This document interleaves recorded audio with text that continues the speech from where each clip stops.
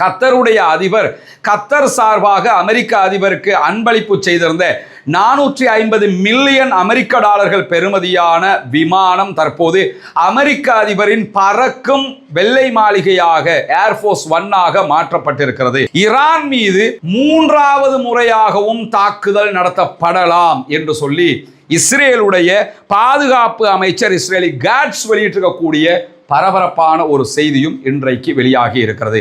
Del அவீவில் இருக்கக்கூடிய தன்னுடைய செல்லப்பிராணியை கட்டுப்படுத்துகிற வேலையை அதிபர் ட்ரம்ப் செய்யணும், இல்லைன்னா டெல் அவீவுக்கு பாடம் படிச்சு கொடுக்க வேண்டி வரும் நாங்க அப்படின்னு இருக்காரு.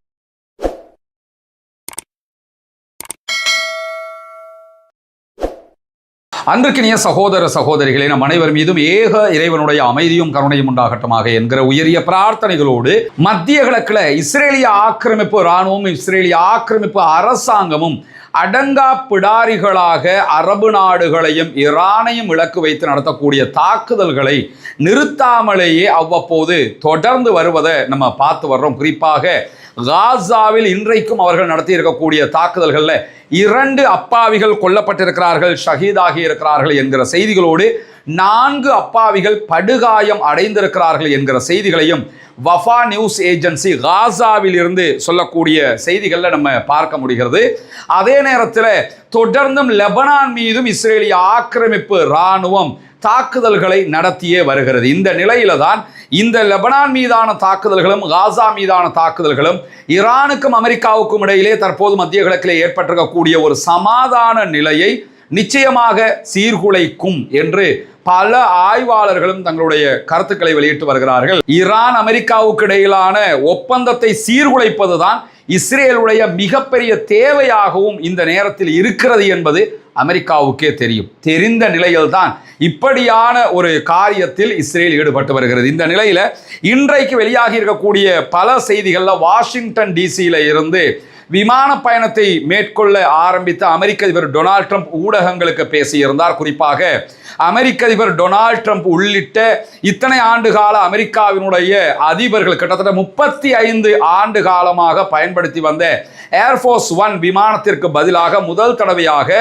கத்தருடைய அதிபர் கத்தர் சார்பாக அமெரிக்க அதிபருக்கு அன்பளிப்பு செய்திருந்த 450 மில்லியன் அமெரிக்க டாலர்கள் பெறுமதியான விமானம் தற்போது அமெரிக்க அதிபரின் பறக்கும் வெள்ளை மாளிகையாக ஏர்போர்ஸ் 1 மாற்றப்பட்டிருக்கிறது. எனவே ஏர்போர்ஸ் 1 பயணத்தினுடைய ஆரம்பத்தில் தான் இந்த பேட்டி அவர் வழங்கி இருக்கிறார். அதிலே இந்த விமானத்தை சிலாகித்து சொல்லி இருக்கிறார், கத்தரை அவர் பாராட்டி இருக்கிறார் என்கிற செய்திகள் ஒரு புறம் இருக்க, இரண்டாவதாக ஈரானுக்கும் அமெரிக்காவுக்கும் இடையிலான பேச்சுவார்த்தைகள் தொடர்பான செய்திகளையும் அவர் விவரித்திருக்கிறார். அதிலே ஈரானுடைய அணு ஆயுதங்கள் தயாரிக்கிற திட்டங்களை இல்லாதொழிப்பது எங்களுடைய அடிப்படை தேவையாக இருக்கிறது என்பதை மீண்டும் வலியுறுத்தி இருக்கிறார் அமெரிக்க அதிபர் டொனால்ட் ட்ரம்ப். ஆனால் ஈரான் பலவிடுத்தம் சொல்லிட்டாங்க, நாங்கள் அணு ஆயுதம் செய்யவே இல்லை.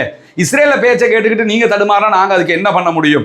நாங்கள் யுரேனியத்தை செறிவூற்றமே தவிர அணு ஆயுதம் செய்வது எங்களுடைய தேவை அல்ல என்று யுத்தத்துக்கு முன்னாடியும் சொன்னாங்க, யுத்தத்துக்கு பின்னாடியும் சொல்றாங்க. ஆனால் இஸ்ரேலுடைய பேச்சை கேட்டுக்கிட்டு தான் இந்த யுத்தத்துக்குள்ள அமெரிக்க அதிபர் டொனால்ட் ட்ரம்ப் போயிருந்தாரு. இதே நேரத்தில் நேற்றைய தினம் தோஹா கத்தார்ல அமெரிக்காவினுடைய பிரதிநிதிகள் கத்தருடைய அதிகாரிகளை சந்தித்து பேச்சுவார்த்தைகளை நடத்தியிருந்தார்கள். ஈரானோடும் நாங்கள் சுமூகமான நல்ல பல பேச்சுவார்த்தைகளை நடத்தி கொண்டு வருகிறோம்.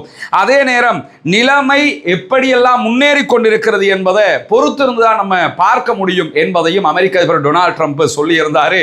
இந்த யுத்தம் ஆரம்பிச்சதுலேருந்து ரொம்ப காமாக பேசிய ஒரு பேச்சாக இந்த பேச்சை தான் ஆய்வாளர்கள் உற்று நோக்குகிறார்கள். காரணம் என்னன்னா, இதில் தான் நாங்கள் ஈரானுக்கு அட்டிப்போம் துவப்போம் இந்த மாதிரி பேச்சு எதையுமே பேசாமல் பேச்சுவார்த்தை நல்ல முன்னேற்றமாக இருக்கிறது என்று சொல்லி அவர் பேட்டியில் பேசுகிற காட்சிகளை நம்ம பார்க்க முடிகிறது. அதை தாண்டி இஸ்ரேலுடைய கிரேட்டர் இஸ்ரேல் என்கிற இடத்திலிருந்து இஸ்ரேலை ஒரு பரந்துபட்ட இஸ்ரேலாக மாற்றுவது என்கிற நிலங்களை கையகப்படுத்துகிற நாடுகளை பிடிக்கிற இந்த கொள்கை தான் அனைத்து நாடுகளுக்கும் அச்சுறுத்தலாக இருக்கிறது என்று மீண்டும் பகிரங்கமாக துருக்கி உண்மையை போட்டு உடைத்திருக்கிறது. தற்போது வரக்கூடிய செய்திகள் எல்லாத்தையும் நீங்க பாத்தீங்கன்னா துருக்கியோடு முருகி கொண்டிருக்கிறது இஸ்ரேல் என்கிற செய்திகள் வெளியாகி கொண்டிருக்கிறது.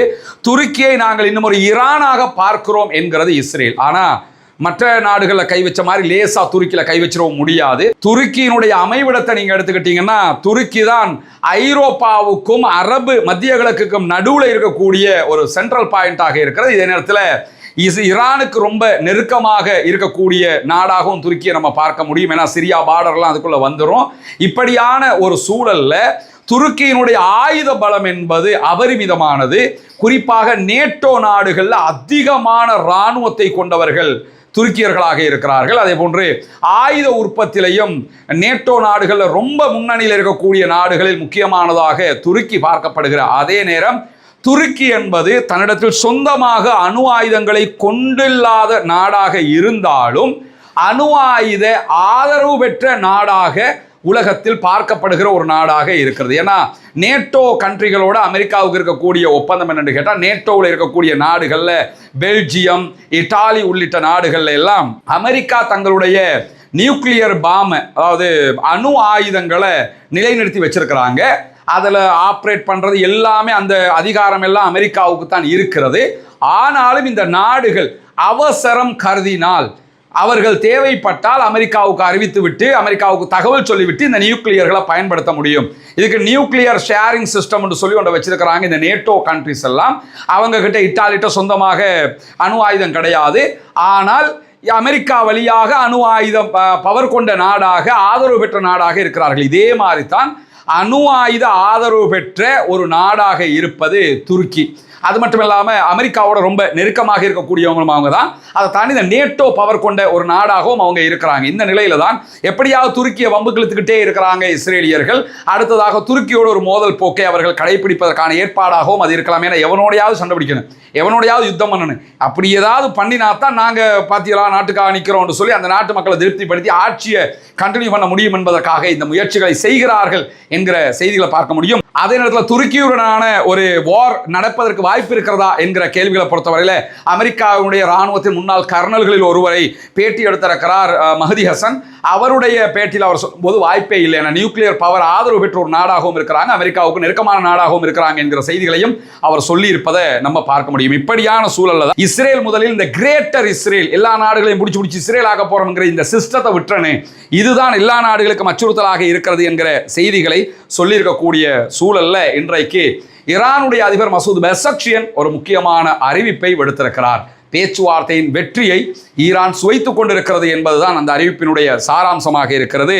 பேச்சுவார்த்தைகள் தொடர்ந்து வரக்கூடிய நிலையில சில நிதி கட்டுப்பாடுகள் தளர்த்தப்பட்டுள்ளதாக ஈரானுடைய அதிபர் Masood Pezeshkian Fox news agency வெளியிட்டிருக்கக்கூடிய செய்தியில சொல்லியிருப்பதை நம்ம பார்க்க முடியும். ஈரான் மீதான பொருளாதார தடைகள் எல்லாமே நீக்குவோம்னு சொல்லி அமெரிக்கா ஒப்புக்கொண்டிருக்கிறாங்க. அதிலும் குறிப்பாக பல நாடுகளில் முடக்கப்பட்டிருக்கக்கூடிய ஈரானுடைய சொத்துக்கள் விடுவிக்கப்படும். அதில் முதலாவதாக கத்தரில் முடக்கப்பட்டிருக்கக்கூடிய 12 பில்லியன் US டாலர் பெறுமதியான சொத்துக்கள், 6 பில்லியன் US டாலர் பெறுமதியான சொத்துக்களை முதல்ல விடுவிப்பதாக ஒப்புக்கொண்டிருந்தார்கள். அந்த அடிப்படையில் சில நிதி கட்டுப்பாடுகள் தளர்த்தப்பட்டிருக்கிறது என்கிற செய்திகளை வெளியிட்டிருக்கிறார் ஈரானுடைய அதிபர் மசூத் பெசக்ஷியன்.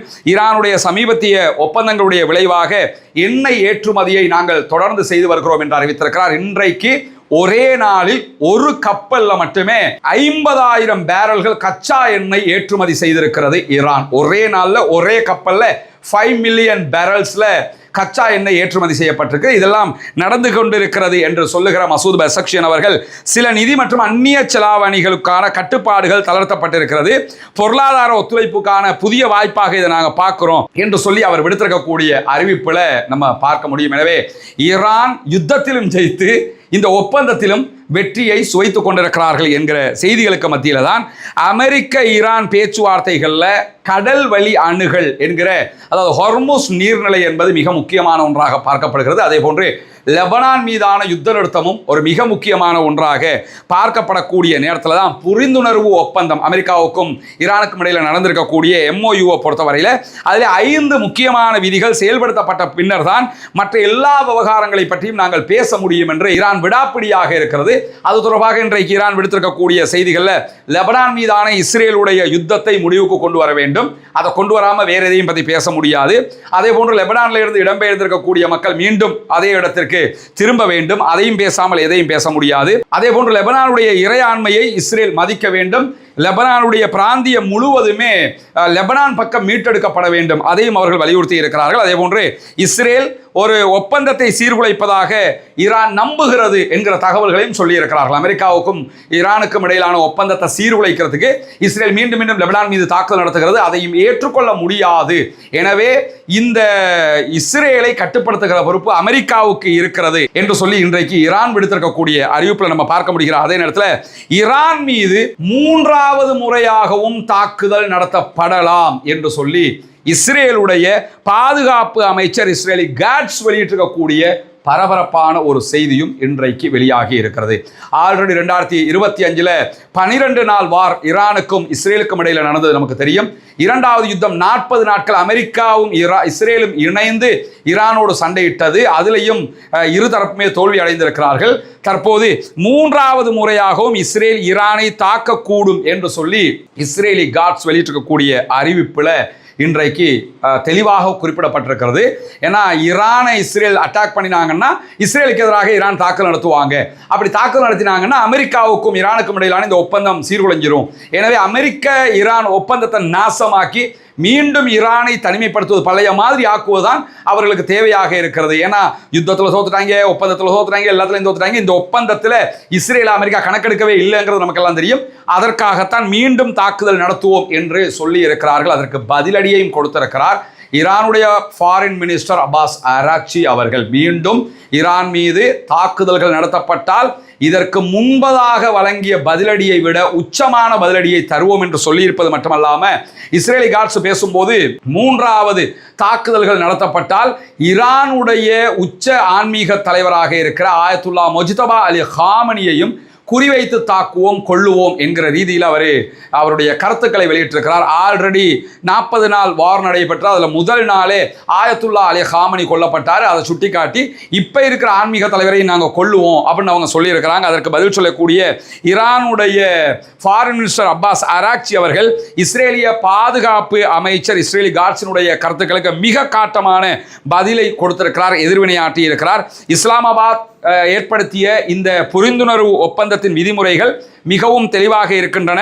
அனைவரும் பார்க்கிற வகையில் வெளிப்படையாகவும் இந்த ஒப்பந்தங்கள் இருக்கிறது என்று சொல்லக்கூடிய அப்பாஸ் அராக்சி அதிபர் ட்ரம்பை நோக்கி, அமெரிக்க அதிபர் ட்ரம்பை நோக்கி சொல்லும் போது என்ன சொல்றாருன்னா, டெல் அவீவில் இருக்கக்கூடிய தன்னுடைய செல்லப்பிராணியை கட்டுப்படுத்துகிற வேலையை அதிபர் ட்ரம்ப் செய்யணும், இல்லைன்னா டெல் அவீவுக்கு பாடம் படிச்சு கொடுக்க வேண்டி வரும் நாங்க அப்படின்னு இருக்காரு. உங்க நாயை நீங்க கட்டி போடுங்க, இல்லைன்னு சொல்லி சொன்னா நாங்க அதுக்கு பாடம் படிச்சு கொடுக்க வேண்டி வரும் அப்படின்னு சொல்லி வெளிப்படையாகவே இன்றைக்கு ஈரான் மீது தாக்குதல் நடத்தப்பட்டால் அதி உச்ச பதிலடி தாக்குதல்களை கொடுப்போம் என்பதை ஈரானும் சொல்லி இருக்கிற அதே நேரம் ஈரான் அணு ஆயுதங்களை கொண்டிருக்கிறது என்று சொல்லி நெதன்யாகு அமெரிக்க அதிபர் டொனால்ட் ட்ரம்பை பொய்யை சொல்லி நம்ப வைத்தார் என்று சொல்லி இஸ்ரேலுடைய முன்னாள் இராணுவ தளபதி இன்றைக்கு வெளியிட்டிருக்கக்கூடிய அறிவிப்பு பரபரப்பை உண்டாக்கி இருக்கிறது.